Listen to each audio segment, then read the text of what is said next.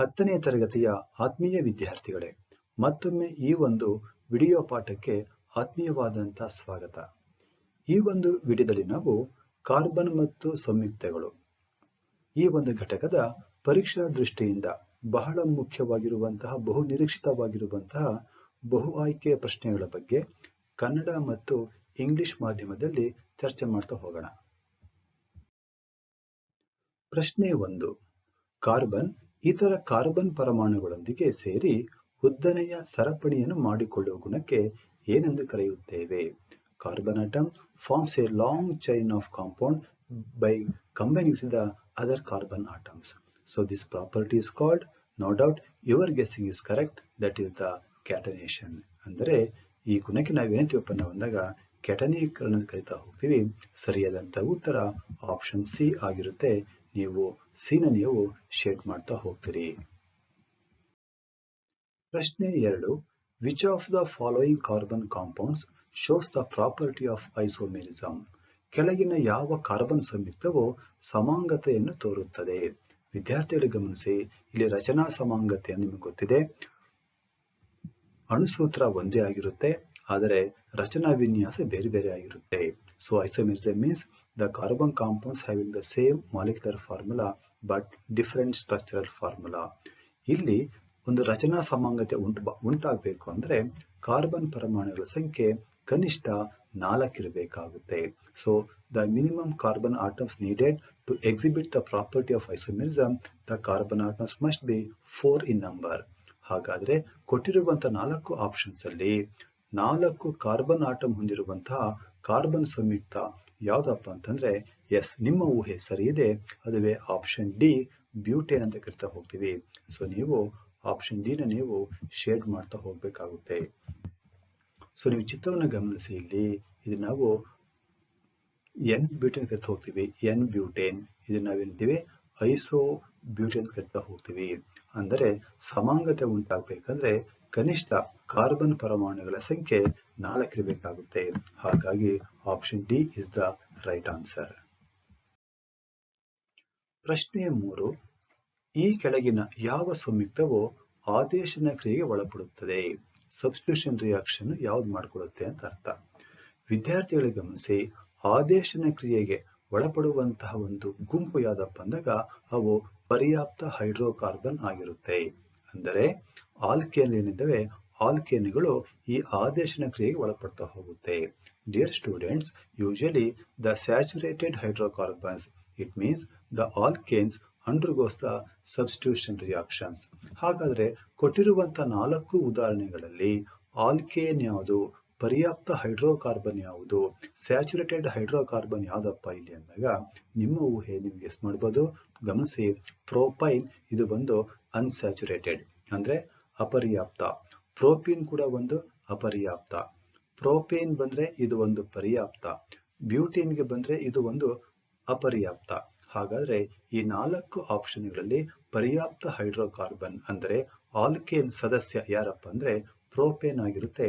ಹಾಗಾಗಿ option C is the right answer, that is the propane which can undergo the substitution reaction.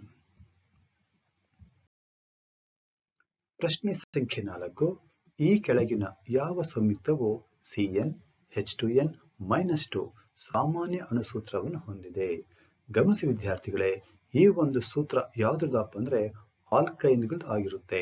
So this is the general formula for the alkynes. Now you are suppose to identify out of 4 these options which one is the alkyne. ಇದರಲ್ಲಿ alkyne ಸದಸ್ಯ ಯಾರು ಅಂತ ನೀವು ಗುರುತಿಸಬೇಕಾಗುತ್ತೆ. ಗಮನಿಸಿ, C2H2 ಏನಿದೆ ಇದು ಒಂದು alkyne ಆಗಿರುತ್ತೆ. ಹಾಗಾಗಿ ಈ ಒಂದು ಪ್ರಶ್ನೆಗೆ ಸರಿಯಾದಂತಹ ಉತ್ತರ ಯಾವ್ದಪ್ಪ ಅಂದಾಗ ಆಪ್ಷನ್ ಎ ಆಗಿರುತ್ತೆ. C2H2 ನಾವು ಈಥೈನ್ ಅಂತ ಕರೀತಾ ಹೋಗ್ತೀವಿ. ಪ್ರಶ್ನೆ 5. Which of the following carbon compound does not undergo addition reaction? ಈ ಕೆಳಗಿನ ಯಾವ ಸಂಯುಕ್ತವು ಸಂಕಲನ ಕ್ರಿಯೆಗೆ ಒಳಪಡುವುದಿಲ್ಲ ಅಂತ ಇದೆ. ಗಮನಿಸಿ ವಿದ್ಯಾರ್ಥಿಗಳೇ, ಸಂಕಲನ ಕ್ರಿಯೆಗೆ ಒಳಪಡುವುದು ಯಾವ್ದಾದಪ್ಪ ಅಂತಂದ್ರೆ ಈ ಆಲ್ಕಿನ್ ಮತ್ತು ಆಲ್ಕೈನ್ಗಳು. ಅಂದರೆ ಅಪರ್ಯಾಪ್ತ ಹೈಡ್ರೋಕಾರ್ಬನ್ಗಳು ಮಾತ್ರ ಏನಾಗುತ್ತೆ ಸಂಕಲನ ಕ್ರಿಯೆಗೆ ಒಳಪಡ್ತಾ ಹೋಗುತ್ತೆ. Dear students, usually the unsaturated carbon compounds like alkenes and alkynes only undergo the addition reactions.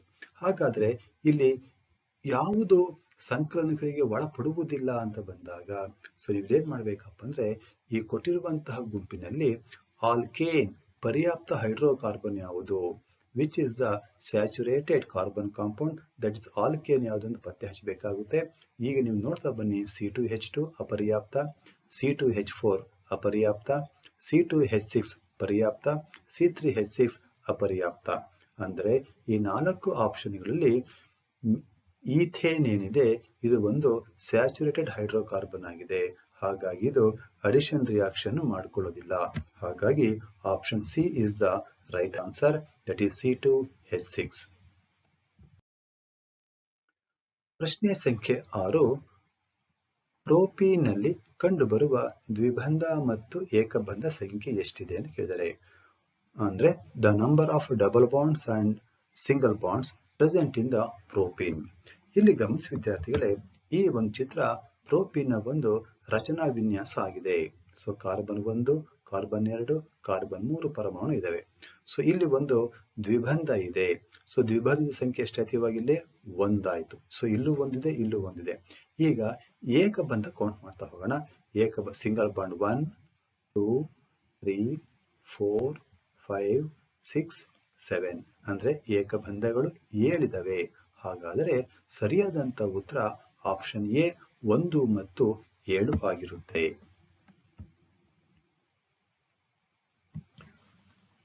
ಮುಂದಿನ ಪ್ರಶ್ನೆಗೆ ಹೋಗೋಣ. ಈ ಕಾರ್ಬನ್ ಸಂಯುಕ್ತವನ್ನು ಹೆಸರಿಸಿ. ಗಮನಿಸಿ ವಿದ್ಯಾರ್ಥಿಗಳೇ, ಈ ಬಾರಿಯ ಪರೀಕ್ಷೆಯಲ್ಲಿ ಈ ಕ್ರಿಯಾ ಗುಂಪುಗಳನ್ನು ಆಧರಿಸಿ ಯಾವುದಾದರೂ ಒಂದರ ಹೆಸರನ್ನ ಗುರುತಿಸಿ ಅಂತ ಕೇಳ್ತಾರೆ. Usually on the basis of the functional groups, definitely you are going to get the question. It may be the alcohol, it may be the aldehyde, it may be the carboxylic acid, or it may be the ketone. ವಿದ್ಯಾರ್ಥಿ first ಮೊದಲು ಗಮನಿಸಿ, ಇಲ್ಲಿ ಒಂದು ಕ್ರಿಯಾ ಗುಂಪು ಕಾಣಿಸ್ತಾ ಇದೆ. ಗಮನಿಸಿ, COOH. ಹಾಗಾದ್ರೆ COOH ಅಂದ್ರೆ ಯಾವ್ದಪ್ಪ, ನೀವು ತಕ್ಷಣ ನಿಮ್ಗೆ ಜ್ಞಾಪಕ ಬರುತ್ತೆ, ಇದು ಕಾರ್ಬಾಕ್ಸಿಲಿಕ್ ಆಮ್ಲ ಆಗಿರುತ್ತೆ. ಹಾಗಾದ್ರೆ ಇಲ್ಲಿ ಕಾರ್ಬನ್ ಸಂಖ್ಯೆ ಒಟ್ಟು 3 ಇದೆ. ಹಾಗಾದ್ರೆ ಯಾವ್ದಪ್ಪ ಸಂಯುಕ್ತ ಅಂತಂದ್ರೆ, ಸೊ ನಿಮ್ಮ ಊಹೆ ಸರಿ ಇದೆ, ಅದುವೇ ಆಪ್ಷನ್ ಡಿ ಪ್ರೊಪನೋಯಿಕ್ ಆಮ್ಲ. Propanoic acid is the right answer for this question. Option D is the right answer. ಪ್ರಶ್ನೆ ಸಂಖ್ಯೆ 8, ಈ ಕಾರ್ಬನ್ ಸಂಯುಕ್ತವನ್ನು ಹೆಸರಿಸಿ. ನೇಮ್ ದ ಕಾರ್ಬನ್ ಕಾಂಪೌಂಡ್ ಅಂತ ಇದೆ. ಇಲ್ಲಿ ಗಮನಿಸಿ, ಇಲ್ಲಿ ನಿಮಗೆ ಒಂದು ರಚನಾ ಸೂತ್ರ ನೀಡಲಾಗಿದ್ದು, ಇಲ್ಲಿ ಗಮನಿಸಿ ಕಾರ್ಬನ್ ಡಬಲ್ ಬಾಂಡ್ ಓ ಇದೆ. ಅಂದರೆ 2 ಕಾರ್ಬನ್ ಪರಮಾಣು ನಡುವೆ ಒಂದು ಸಿ ಡಬಲ್ ಬಾಂಡ್ ಓ ಇದೆ. ಹಾಗಾದ್ರೆ ಇದು ಯಾವ ಕ್ರಿಯಾ ಗುಂಪು ಅಂದ್ರೆ ಗಮನಿಸಬೇಕು ವಿದ್ಯಾರ್ಥಿಗಳೇ. ಸೊ ಇದು ಒಂದು ಕೀಟೋನ್ ಆಗಿರುತ್ತೆ. ಸೊ ಒಟ್ಟಾರೆಯಾಗಿ ಇಲ್ಲಿ 3 ಕಾರ್ಬನ್ ಪರಮಾಣು ಇದೆ. ಹಾಗಾದ್ರೆ ಏನಾಗುತ್ತಪ್ಪ ಅಂದ್ರೆ ಇದು ಪ್ರೊಪನೋನ್ ಆಗಿರುತ್ತೆ. Dear students, here the first you are supposed to identify the functional group. Here it is the C double bond O, which is present in between the 2 carbon atoms. So this is an example for a ketone. So there are 3 carbon atoms. This is called as propanone. So the right answer is option C is the right answer. ಪ್ರಶ್ನೆ 9, ethanol ಅನ್ನು ಎಥನೋಯಿಕ್ ಆಮ್ಲವನ್ನಾಗಿ ಪರಿವರ್ತಿಸುವ ಕ್ರಿಯೆಯಲ್ಲಿ ಕ್ಷಾರೀಯ KMnO4 ನ ಪಾತ್ರ ಏನು? What is the role of alkaline KMnO4 in conversion of ethanol into ethanoic acid?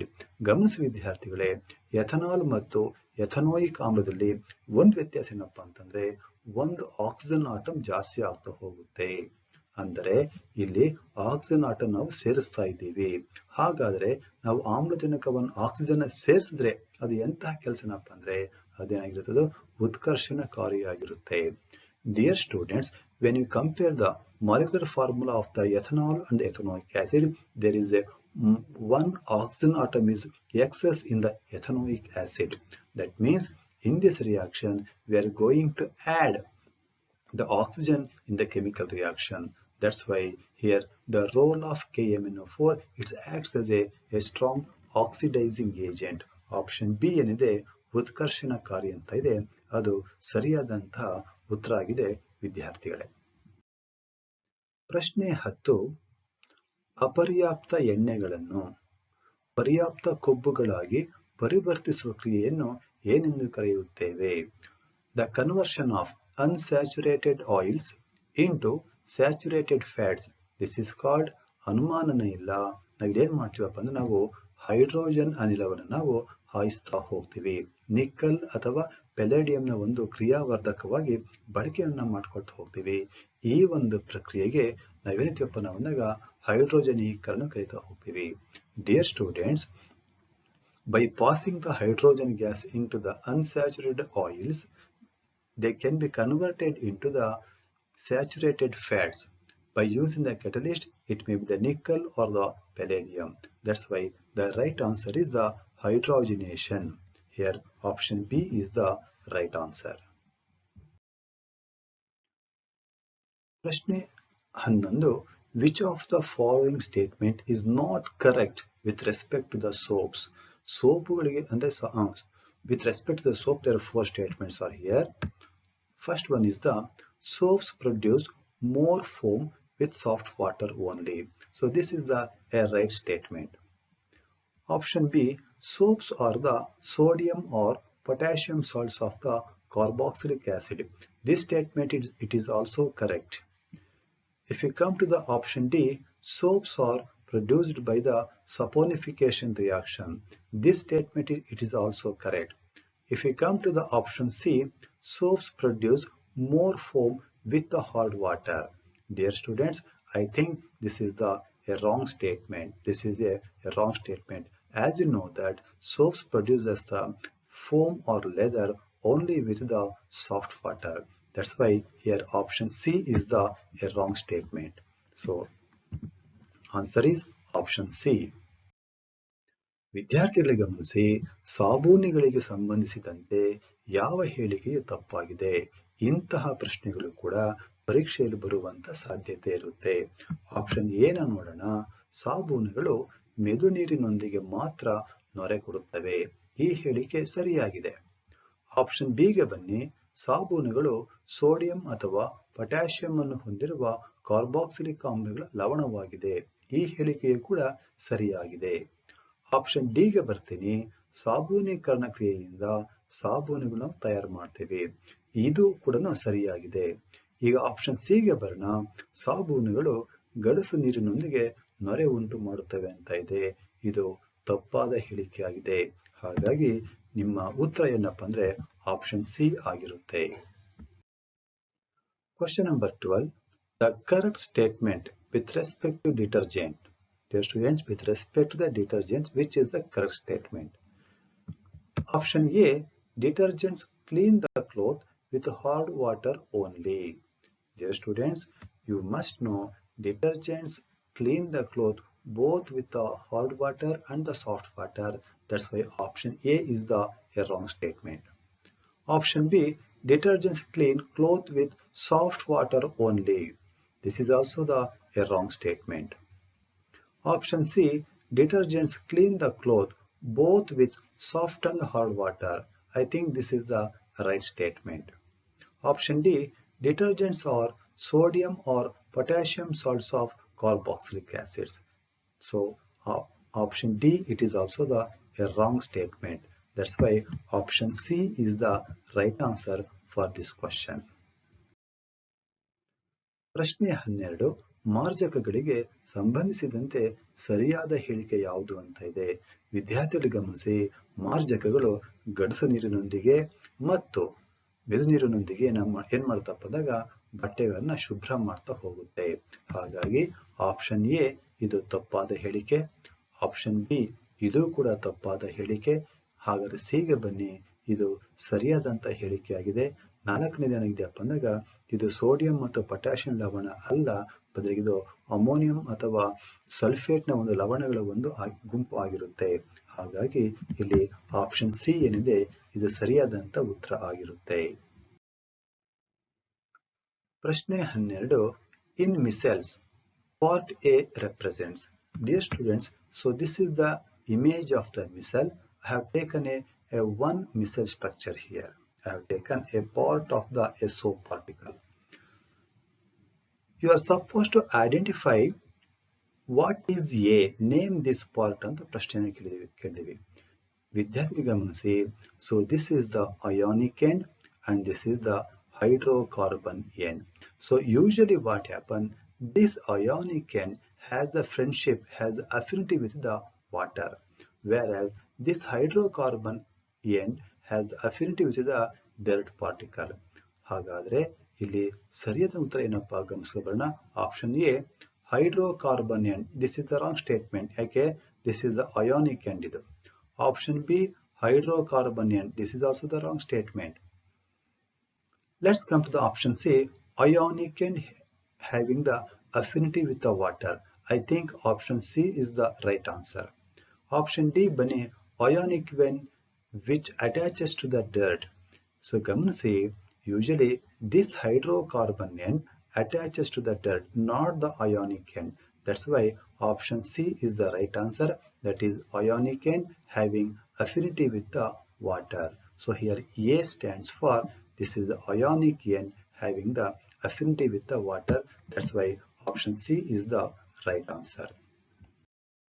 ವಿದ್ಯಾರ್ಥಿಗಳೇ, ಮಿಸೈಲ್ಗಳಿಗೆ ಸಂಬಂಧಿಸಿದಂತೆ ಭಾಗ ಎ ಎಂಬುದು, ಸೊ ಚಿತ್ರ ಗಮನಿಸಿ, ಇದು ಸಾಬೂನುಗಳು ನೀರಿನಲ್ಲಿ ವರ್ತಿಸಿದಾಗ ಇಂತಹ ಒಂದು ಸಂಕೀರ್ಣವಾದ ರಚನೆ ಉಂಟಾಗ್ತಾ ಹೋಗುತ್ತೆ. ನಿಮಗೆ ಗೊತ್ತಿದೆ, ಇದು ಅಯಾನಿಕ್ ತುದಿ ಅಂತೀವಿ, ಇದು ನಾವು ಹೈಡ್ರೋಕಾರ್ಬನ್ ತುದಿ ಅಂತೀವಿ. ಈ ಅಯಾನಿಕ್ ತುದಿ ಏನಾಗುತ್ತಪ್ಪ ಅಂದ್ರೆ ನೀರಿನೊಂದಿಗೆ ಹೆಚ್ಚಿನ ಒಂದು ಮಿತ್ರತ್ವವನ್ನ, ಆಕರ್ಷಣೆಯನ್ನು ಹೊಂದಿರುತ್ತೆ. ಈ ಹೈಡ್ರೋಕಾರ್ಬನ್ ಭಾಗ ಏನಾಗುತ್ತಪ್ಪ ಅಂದ್ರೆ ಇದು ಕೊಳೆಯೊಂದಿಗೆ ಇದು ಹೆಚ್ಚಿನ ಒಂದು ಮಿತ್ರತ್ವವನ್ನು ಹೊಂದಿರುತ್ತೆ. ಹಾಗಾದ್ರೆ ಇಲ್ಲಿ ಎ ಅಂದ್ರೆ ಏನಪ್ಪ ಅಂದ್ರೆ ಅಯಾನಿಕ್ ತುದಿ ಆಗಿರಬೇಕು ಮತ್ತು ನೀರಿನೊಂದಿಗೆ ಅಧಿಕ ಮಿತ್ರತ್ವವನ್ನು ಹೊಂದಿರುತ್ತೆ. ಹಾಗಾದ್ರೆ ಆಪ್ಷನ್ ಸಿ ಗೆ ಬನ್ನಿ, ನೀರಿನೊಂದಿಗೆ ಮಿತ್ರತ್ವ ಹೊಂದಿರುವಂತಹ ಅಯಾನಿಕ್ ತುದಿ. ಹಾಗಾದ್ರೆ ಆಪ್ಷನ್ ಸಿ ಏನಿದೆ ಅದು ಸರಿಯಾದಂತಹ ಉತ್ತರ ಆಗಿರುತ್ತೆ ವಿದ್ಯಾರ್ಥಿಗಳು. Dear students, question number 13. Name the saturated carbon compound having 3 carbon atoms and 6 hydrogen atoms. This is very, very important and we are supposed to answer this question with a intensive care because we are having the 3 carbon atoms and 6 hydrogen atoms. So it seems to be alkene. It seems to be alkene, but there is another word. It is a saturated. So you are supposed to think very, very carefully. The saturated compound having 3 carbon atoms with 6 hydrogen atoms only. So then it must be a cycloalkane. Here the example is the cyclopropane. Out of 4 options, cyclopropane, it is the right answer for the question number 13. That is the option D. Dear students, first you notice here. So this is the structure of the cyclopropane, carbon 1, 2, 3. This is carbon number 3. Now you count the hydrogen atoms, 1, 2, 3, 4, 5, 6.